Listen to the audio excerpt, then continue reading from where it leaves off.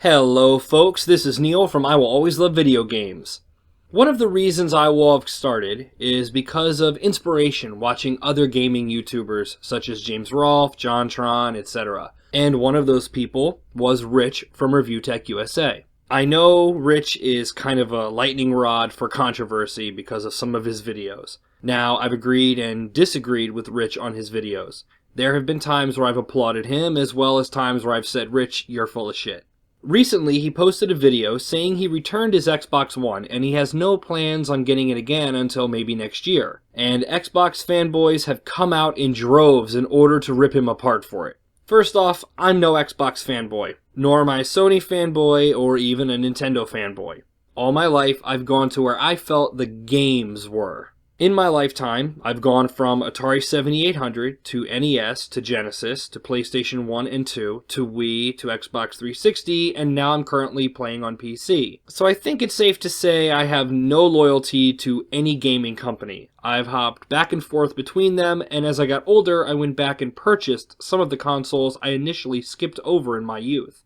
The Wii U I currently have no interest in. As for the PS4 and Xbox One, I'm waiting until next year to get one. I'm going to wait for 2014's inevitable holiday bundles where the consoles will have a lot of the bugs ironed out and they'll come with a game or two at a slightly discounted price. And all of the consoles will have a much bigger library of games to choose from as well. I'm doing that because I've got a wife, a son, and bills to pay. When it comes to money, they come first. I can wait a year to grab the new systems. I doubt they'll be disappearing anytime soon.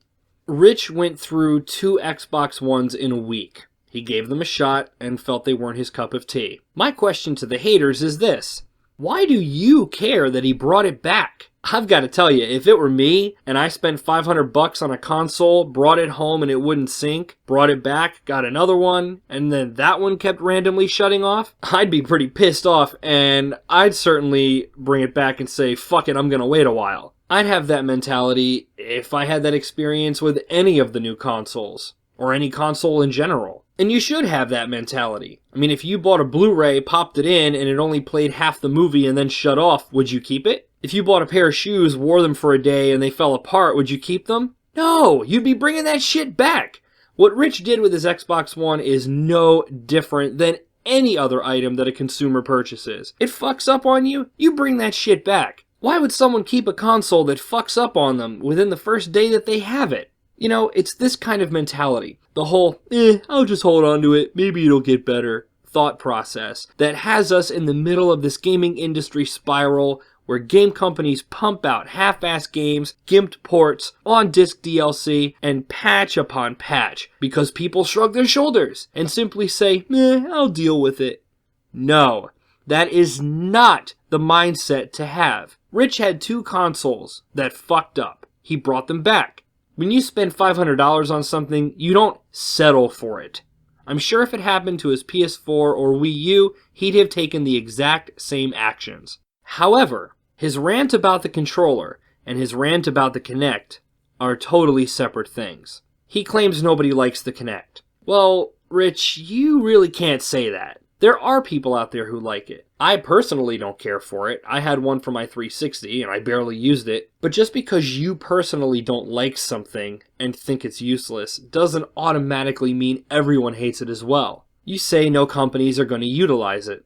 Well, the console's only been out a week. There's no way for you to tell what's going to happen with the Kinect in the years to come. Nobody can tell. Maybe it'll fizzle out and we'll have Kinect-less Xbox Ones in a year or so. Or maybe every single game in the coming years will utilize it. We don't know. So, I'm sorry, Rich, it is kind of biased for you to say it's going to crash and burn just because you personally think it's a waste of time and money. And the controller, I haven't held one yet, so I wouldn't know.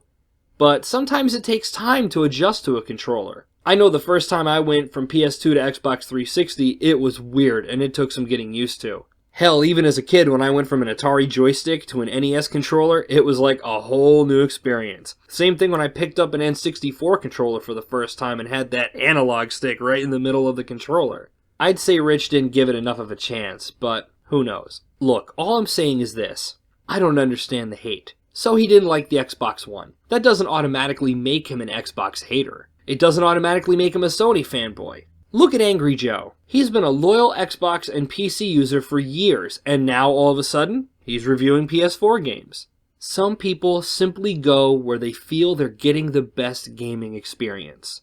It's how Rich is, it's how Angry Joe is, and it's how I am. I personally am going to look at all 3 next-gen consoles carefully over the next year and decide which one best fits my gaming needs. And that's really what all smart gamers should do.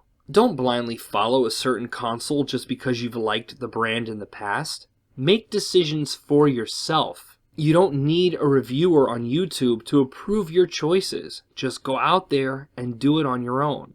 You'll feel much better about your gaming experience knowing it wasn't influenced by some blogger, reviewer, or a guy on YouTube, but instead yourself and your careful examinations of your purchases. Trust me. Anyway, folks, thanks for watching. Don't forget to rate, comment, favorite, and subscribe, and I'll see you next time here on I Will Always Love Video Games.